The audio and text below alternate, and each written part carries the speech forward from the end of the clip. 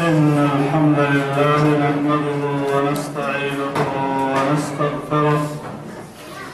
ونعوذ بالله من شرور أنفسنا ومن سيئات أعمالنا من يهده الله فلا مضل له ومن يضلل فلا هادي له وأشهد أن لا إله إلا الله وحده لا شريك له وأشهد أن محمدا عبده ورسوله يا أيها الذين آمنوا اتقوا الله حق تقاته ولا تموتن إلا وأنتم مسلمون يا أيها الناس اتقوا ربكم الذي خلقكم من نفس واحدة وخلق منها زوجها وبث منهما رجالا كثيرا ونساء واتقوا الله الذي تساءلون به والأرحام إن الله كان عليكم رقيبا يا أيها الذين آمنوا اتقوا الله وقولوا قولا سديدا يصلح لكم أعمالكم ويغفر لكم ذنوبكم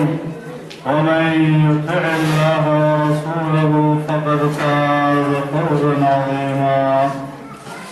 أما بعد فأعوذ بالله السميع العليم من الشيطان الرجيم يا أيها الذين آمنوا قوا أنفسكم وأهليكم نارا وقودها الناس والحجارة عليها ملائكة غلاظ شداد لا يعصون الله ما أمرهم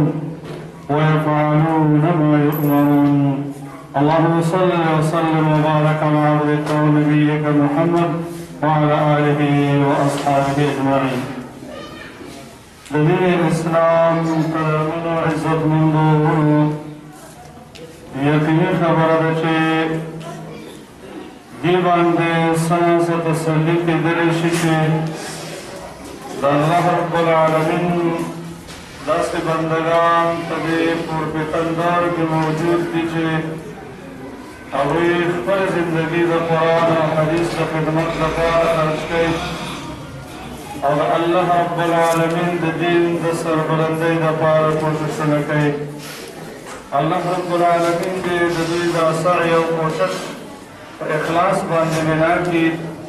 او الله رب العالمین دې په خپل دربار کې قبول او منظور وګرځي. د دین اسلام عزتمندو او قدرمنو ورونو دا خو د دوی مسؤلیت دی او د دوی عبادت دی چې د الله په وړاندې کوي چې زموږ او ستاسو بچیانو ته د قرآن او سنت درس و تدریس او تعلیم کوي. البته زمونږ او ستاسو د خپلو بچو په باره کې په موږ او تاسو هم یو دروند مسؤلیت پروت دی چې الله رب العالمین موږ او تاسو باندې د خپل ځان د بچاو او د مسؤلیت نه وروسته یو دروند مسؤلیت هم دا کېښودلی دی چې د خپل اصلاح سره سره د خپلو بچیانو اصلاح هم تاسو وکړئ. او الله فرمایي قو انفسکم واهلیکم نارا، تاسو خپل ځانونه او خپل اهل هم د جهنم د اور نه بچ کړئ. دغه وجه ده چې نبي صلی الله علیه وسلم فرمایي چې یوازې نه یوازې په انسان باندې د خپل ځان مسؤلیت پروت نه دی بلکې د هغې سره سره په انسان باندې د خپلو بچیانو مسؤلیت هم پروت دی چې هغه فرمایي الا کلکم راع وکلکم مسؤول عن رعیته. خبردار هر یو په تاسو کې شکنکی دی او هر یو نه د خپل مسؤلیت په باره کې پوښتنې کېږي. انسان هغه د خپل کور مسؤول دی، راعي دی او د هغې نه به د خپل کور په باره کې پوښتنه کېږي. زنانه د خپل کور راعیه ده او هغې نه به د خپل کور والا په باره کې پوښتنه کېږي. انسان امیر عام د مسلمانانو هغه د ټولو مسلمانانو راعي او شپنکی دی او د هغې نه به د هغوی په باره کې پوښتنه کېږي او بیا نبي علیه السلام فرمایي الا کلکم راع وکلکم مسئول عن رعیته هر یو په تاسو کې راعي او شپنکی دی او هر یو نه به د خپل مسؤلیت په باره کې پوښتنه کېږي وجدا ده زموږ د اسلام قدرمنو او عزتمندو وروڼو زموږ او ستاسو د دنیا دا د غرور او د دوکې زندګي چې ختمه شي بیا زموږ او ستاسو اعمال ټول ختمېږي مګر یو څو اعمال د مرګ نه وروسته جاري دي که موږ او تاسو دپاره خپل ځان دپاره دا صدقه جاریه جوړه کړو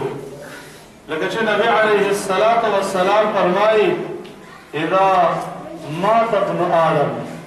انقطع عنه عمله الا من ثلاث کله چې یو انسان وفات شي د هغه ټول عمل هغه ختم شي مګر درې اعمال دي چې هغه د انسان پسې د مرګ نه وروسته هم باقي پاتې دي یو صدقه جاریه یو هغه انسان دی چې هغه یو صدقه جاریه کړي او هغه د مرګ نه وروسته هغې پسې ورځي لکه یو انسان په خپل ژوند کې مدرسه جوړه کړي مسجد جوړ کړی خویا یې ویستلی لارې جوړه کړي ټولې کې بدلی او داسې دویم د هغې نه او علم ينتفع به یو انسان عالم دی علمي آثار ترې پاتې دي د هغې شاګردان پاتې دي هغې ته دعاګانې کوي د هغې کتابونه دي د هغې آثار د هغې نه خلک علم زده کوي او درس و تدریس ته کوي او دریم د هغې نه او ولد صالح یدعو له یو انسان دی خپل بچی د قرآن او سنت په تربیه باندې تربیت ورکړی دی او د قرآن او سنت درس و تدریس باندې مشغول کړی دی دا انسان چې کله وفات کېږي نو دا انسان د دې خپل بچی د دې بچی چې دی هغه دې انسان ته وخت په وخت باندې خپل پلار ته دعاګانې کوي د هغې دپاره د مغفرت دعاګانې غواړي هغې دپاره د الله رب العالمین نه دعاګانې غواړي چې الله زما پلار ته بخښنه وکړي نو دا د انسان نه وروستو د انسان د مرګ نه وروستو د انسان دپاره سرمایه ده نو زما عزتمندو وروڼو داسې ونه کړو چې زموږ د زندګۍ ټول حالت هم د دنیا د زیب و زینت دپاره تیر شي او د زندګۍ نه وروستو موږ او تاسو د ځان دپاره څه سرمایه جمع کړي نه وي لکه چې هغه بچیان دي چې هغه د انسان د مرګ نه د انسان دپاره سرمایه او صدقه ده ځکه د دې بچي په وجه باندې به انسان ته یو بهترین تاج ور په سر کېدلی شي چې کله یو انسان خپل بچي له ښایسته تربیه ورکړي لکه چې نبي صلی الله علیه و آله وسلم فرمایي چې کله یو انسان یو ماشوم وي هغه د قرآن کریم یا یو نوجوان وي چې هغه د قرآن کریم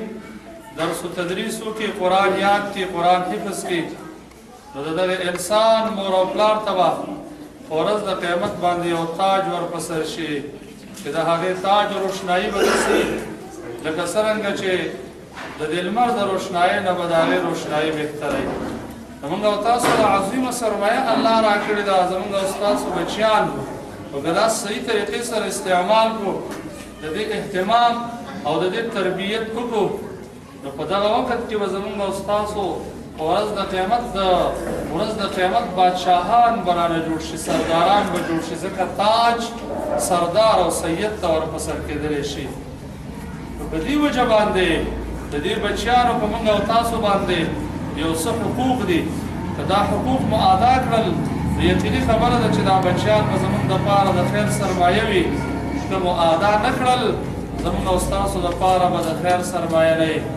اولنی هغه دا دی چې انسان د خپل بچي دپاره بهترین اصل نسب انتخاب کړي دینداره کورنۍ انتخاب کړي لکه چې نبي صلی الله علیه وسلم همدې مقصد ته اشاره کړې ده فرمایي نبي علیه السلام تنکح المرأة لأربع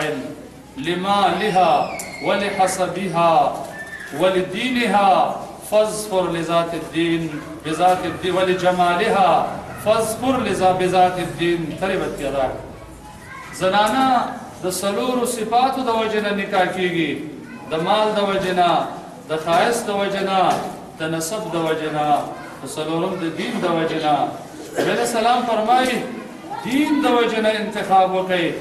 د دې د وجې نه چې کوم یو انسان د خپل بچي آینده بچي لپاره نیکه مور انتخاب کړي او نیک ځای کې واده وکړي، نو مور دا د ماشوم لپاره اولنۍ مدرسه ده د مور غېږ چې دې کې کومه تربیه واخیستله هغه به د زندګۍ تر اخره پورې جاري وي. اولنۍ دا د ماشوم حق دی چې کله یو انسان هغه واده کوي، نکاح کوي، نو دینداره ځای د انتخاب. دویم چې کله ماشوم د مور په خېټه باندې وي، شریعت چې دغه وخت کې حقوق دي چې په دې وخت کې به د دې مور داسې اذیتناک ګزار په هغې باندې نه کوي، واک وهل به یې نه کوي چې د هغې د وجې نه ماشوم ساقط شي. ځکه که چېرته ماشوم ساقط شي د دې یو وینځه یا یو غلام دیت دی. دومره اهتمام شریعت ورکړی دی چې کله یو انسان وي او یو زنانه وي هغه په حالت د حمل کې وي او هغې ته پته ولګېږي چې زه دا روجې نیسم، نو د دې روجو د وجې نه دا ماشوم زما ضایع کېږي، یا ورته ماهر ډاکټر او طبیب ووایي. شریعت دلته د ماشوم د حقوقو خاص لحاظ ساتلی دی او د الله رب العالمین د طرف نه رخصت راغلی دی چې دا د روژه ماته کړي او بیا دې د هغې فدیه ورکوي، یا کله چې دی صحتمنده شو هغه دې ونیسي. لکه څنګه چې قرآن کریم کې د دې آیت په تفسیر کې چې وعلى الذین یطیقونه فدیة طعام مسکین،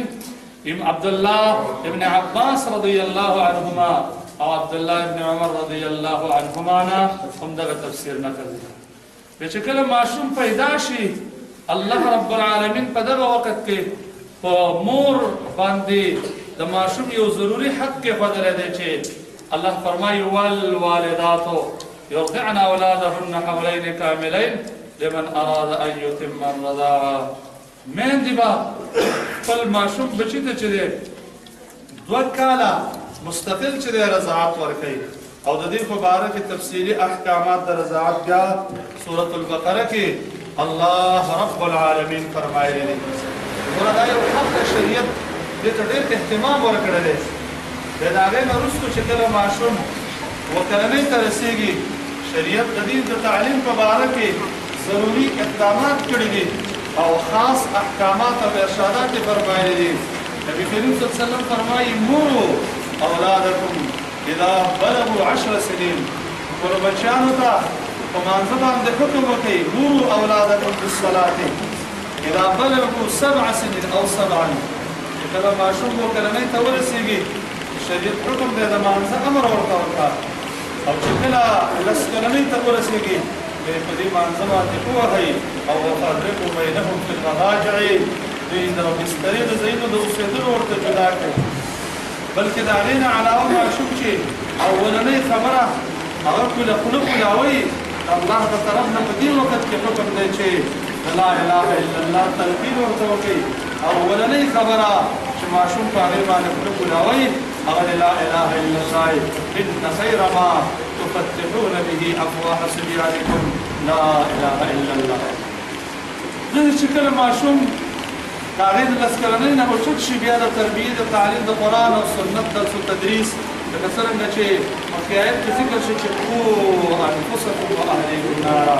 بیا د هغې دپاره د نکاح انتظام او بیا د هغې دپاره وخت باندې د توصیې د پلار د طرف نه د توصیې انتظامات. خو لوی حق د ماشوم په خپل مور او پلار باندې دا دی چې هغې له دیني تربیت ورکړي او هغه د قرآن او سنت د نوراني ارشاداتو باندې منور کړي تر څو پورې چې دا د انسان لپاره د مرګ نه وروسته یو بهترینه صدقه جوړه شي او تر څو پورې د مرګ نه وروسته د انسان ته دا بهترینه صدقه ورځي. پکار دا ده چې د ماشومانو په دې حقوق کې نهایت زیات اهتمام وکړو تر څو پورې چې زموږ او ستاسو لپاره د مرګ نه وروسته یو نکاح کېدونکې سرمایه وي. الله رب العالمین د موږ او تاسو سره په قرآن او سنت باندې د عمل کولو توفیق راکړي او الله رب العالمین د موږ او ستاسو بچیان صالح او نیک عمل وکړي.